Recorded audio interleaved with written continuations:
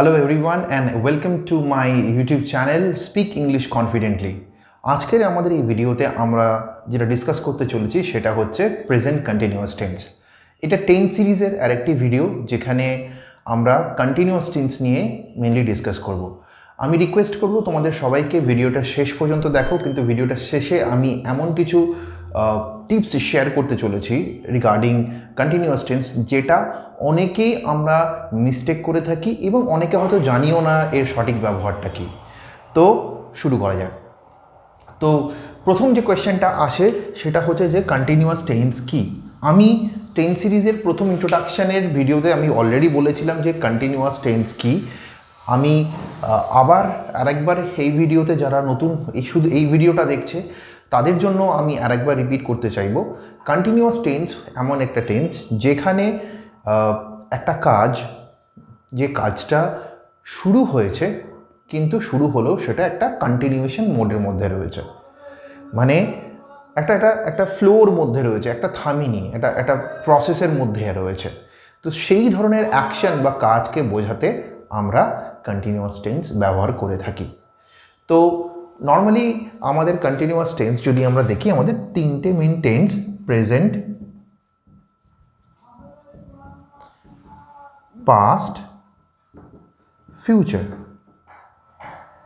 তো এই তিনটে টেন্সেই আমাদের কন্টিনিউয়াস টেন্সটি অ্যাপ্লিকেবল হয়। তো আমরা দেখব যে যখন আমরা প্রেজেন্ট কন্টিনিউয়াস টেন্সে কথা বলবো আমাদের প্রপার ফরম্যাটটা কী হবে, আমরা কীভাবে সেন্টেন্স কনস্ট্রাকশনটা বানাবো, আমাদের ফর্মুলাটা কী হবে যে যখন আমরা বলবো। তো সেটাই আজকে আমরা এই ভিডিওতে দেখব। প্রেজেন্ট কন্টিনিউয়াস টেন্সে যখন আমরা কোনো সেন্টেন্স বলবো সেক্ষেত্রে আমাদের ফর্মুলা যেটা হবে সেক্ষেত্রে সেটা হলো subject plus be verb. Be verb কী কী? বি ভার্ব হচ্ছে আমাদের বি ভার্ব, সেটা কী কী? অ্যাম, ইজ, আর। সেটা ডিপেন্ড করছে সাবজেক্টের ওপরে। প্লাস ভার্বের first form plus ING plus object, right? তো যদি আমি দেখি একটা এক্সাম্পল দিই, আই অ্যাম প্লে, প্লে হচ্ছে ফার্স্ট, আইএনজি যোগ করলাম, football, right? So I am playing football. আমি এই ফর্মুলাটা ইউজ করি, সাবজেক্ট বি ভার্ব, তারপর বি ভার্ব কোনটা? Am, is, are, based on subject অনুযায়ী সেটা আমরা বসাবো। আই, এখানে অ্যাম এসছে, ইউ হলে আর হতো, হি হলে ইজ হতো, শি হলে ইজ হতো, প্লাস ভার্বের ফার্স্ট ফর্ম তার সাথে আইএনজি প্লাস অবজেক্ট। এইভাবে আমরা সেন্টেন্সটাকে গঠন করব। তো এটাই হচ্ছে আমাদের কনস্ট্রাকশনের নিয়ম যখন আমরা প্রেজেন্ট টেন্সে এই কোনো প্রেজেন্ট টেন্সে প্রেজেন্ট কন্টিনিউয়াস টেন্সে আমরা যখন কোনো সেন্টেন্স বলবো বা লিখব। এবার দেখা যায় পাস্ট টেন্সের ফর্মুলাটা কি। ওয়েল, পাস্ট টেন্সের ফর্মুলাটাও সেম, শুধু বি ভার্বের ফর্মটা আমরা চেঞ্জ করে দেবো। এক্ষেত্রেও সাবজেক্ট প্রথমে বসবো, এখানেও আমরা একটা বি ভার্ব ব্যবহার করব। তো বি ভার্ব কোনটা ব্যবহার করব? ওয়াজ আর ওয়ার প্লাস ভার্বের first form plus ING plus object. মানে এই সেন্টেন্সটাই যদি আমি পাস্টে বলি তাহলে সিম্পলি যেটা হবে, I was writing a letter, I was playing football.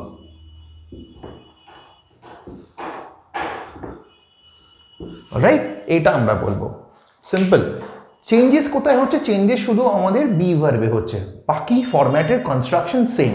তো ভয় পাওয়ার কিছু নেই, কমপ্লেক্সনের কিছু নেই, শুধু আমরা পাস্ট টেন্সে বি ভার্বের ফর্মটাকে বা রূপটাকে আমরা চেঞ্জ করে দেবো, দ্যাটস ইট। এবার দেখে নিই আমরা ফিউচারে কি করব।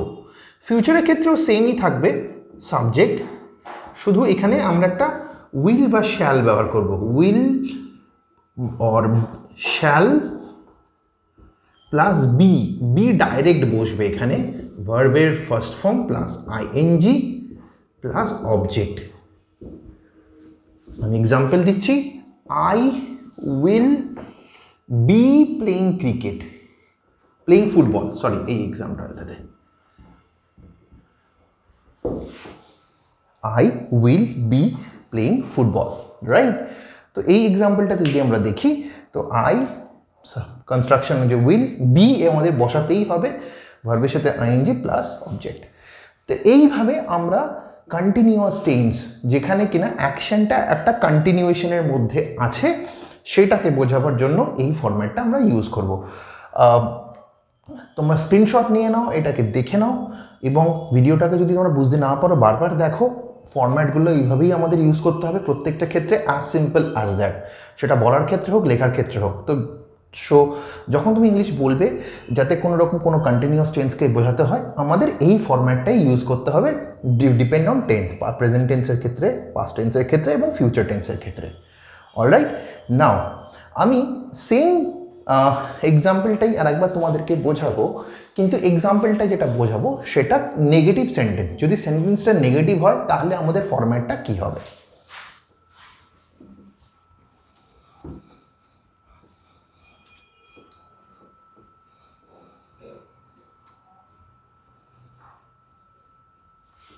ওয়েল, সেন্টেন্সটা যদি নেগেটিভ হয় ফরম্যাট আমাদের সেমই থাকবে, শুধু আমরা একটা নট অ্যাড করব।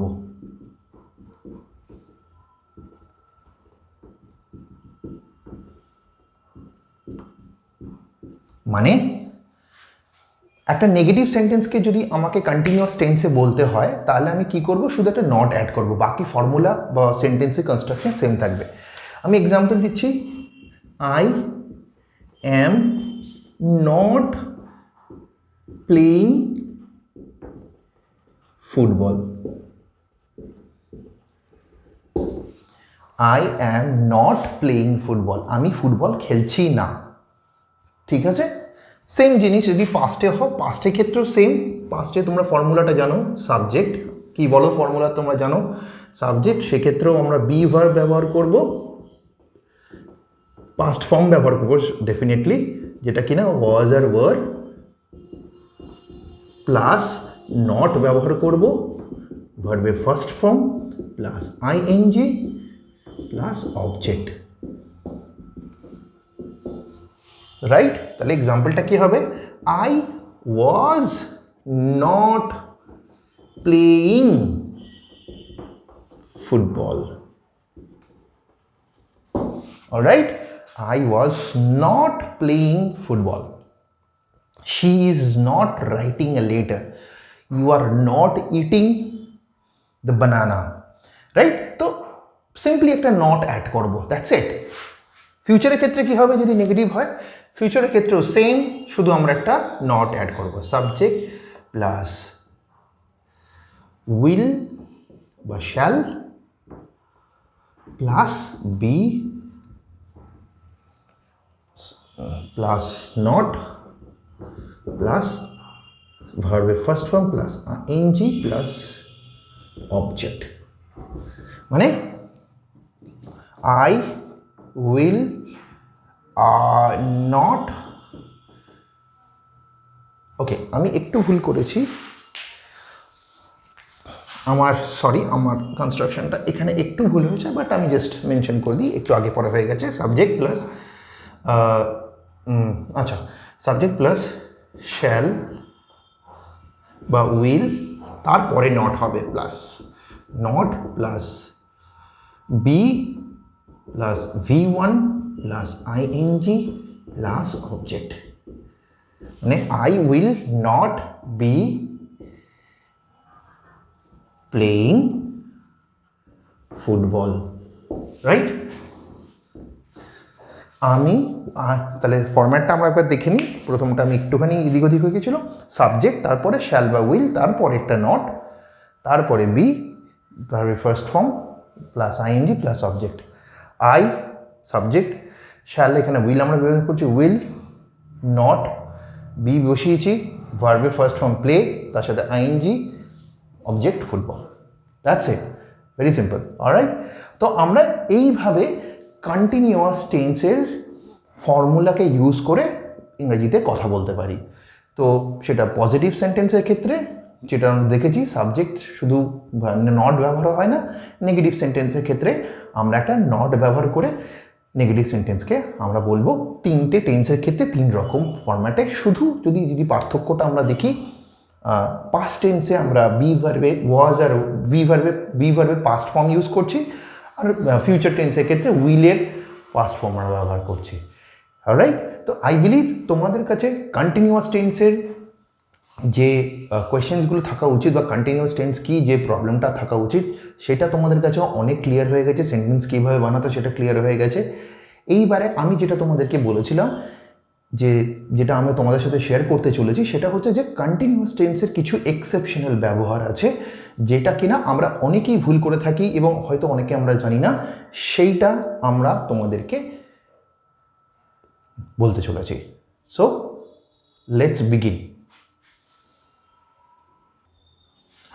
So welcome back guys.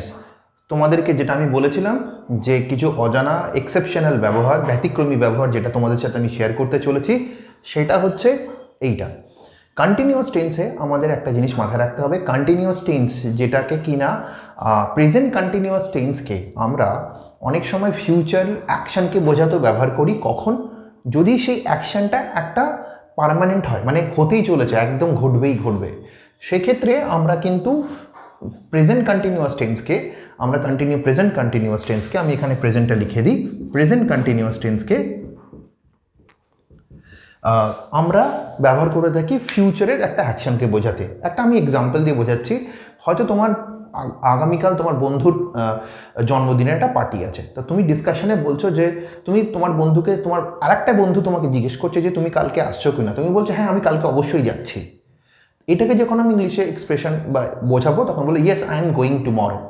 I am going tomorrow মানে যে কাজটায় তুমি আগামীকাল করতে এসেছো, I will be going tomorrow হতে পারতো, কিন্তু যখনই তুমি বলছো আই অ্যাম গোয়িং টুমরো তার মানে তোমার যাওয়ার চান্সেসটা 100% বা অনেক বেশি শিওরিটি রয়েছে, পসিবিলিটি অনেক বেশি রয়েছে।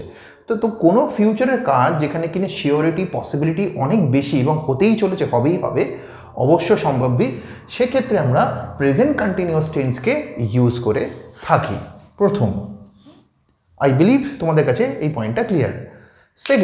সেকেন্ড যেটা রয়েছে, কিছু ওয়ার্ডস আছে যে ওয়ার্ডসগুলোর ক্ষেত্রে আমাদের ইংলিশে কতগুলো ওয়ার্ডস বা আমি যদি বলি অ্যাকশন বা ভার্ব আছে, সেই ভার্বগুলোর ক্ষেত্রে আমরা কখনোই প্রেজেন্ট কন্টিনিউয়াস ব্যবহার বা কন্টিনিউয়াস টেন্সের ফরম্যাটে কখনো বলতে পারি না। সেটা প্রেজেন্টও হতে পারে, পাস্টও হতে পারে, ফিউচার হতে পারে। আমি যে ওয়ার্ডসগুলো আছে এই ওয়ার্ডসের লিস্টটা তোমরা স্ক্রিনশট নিয়ে নাও, দেখে নাও। এই ওয়ার্ডসগুলোকে একটু মাথায় রেখো, যখন কোনো সেন্টেন্স বলছো এই ওয়ার্ডসগুলো দিয়ে কখনোই বা এই ভার্বগুলো দিয়ে কখনোই তোমরা কন্টিনিউয়াস ফর্মে বলতে পারো না। যেমন ধরো like, want, need, prefer, know, realise, understand, recognise, believe, suppose, remember, mean, fit, contain, consist, seem, see, hear, taste, feel, look, smell. এবং এই ধরনের সেন্সের যখন কোনো কিছু বোঝাচ্ছে সেক্ষেত্রেও কিন্তু আমরা ব্যবহার করি না কোনো কিছু। মানে আমি একটা এক্সাম্পল দিয়ে বলছি, I am liking it normally হয় না স্পোকেন ইংলিশের ক্ষেত্রে। I like it. I am wanting, no, I want it, I wanted.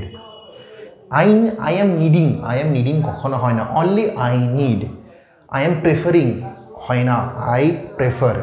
তো এই ওয়ার্ডসগুলোকে তোমাদের একটু মাথায় রাখতে হবে। যখন আমরা বলবো আমরা কখনোই আইএনজি অ্যাড করতে পারি না এই সমস্ত ওয়ার্ডসের, এই ভার্বের ক্ষেত্রে। এগুলো খুবই গুরুত্বপূর্ণ। আমরা প্রায়ই বলে থাকি, যেমন আন্ডারস্ট্যান্ডিংয়ে আন্ডারস্ট্যান্ড, আই অ্যাম আন্ডারস্ট্যান্ডিং, এটা প্রচণ্ডভাবে একটা ভুল ইংরাজি বলার জন্য। আই অ্যাম আন্ডারস্ট্যান্ডিং হয় না, it should be I understand.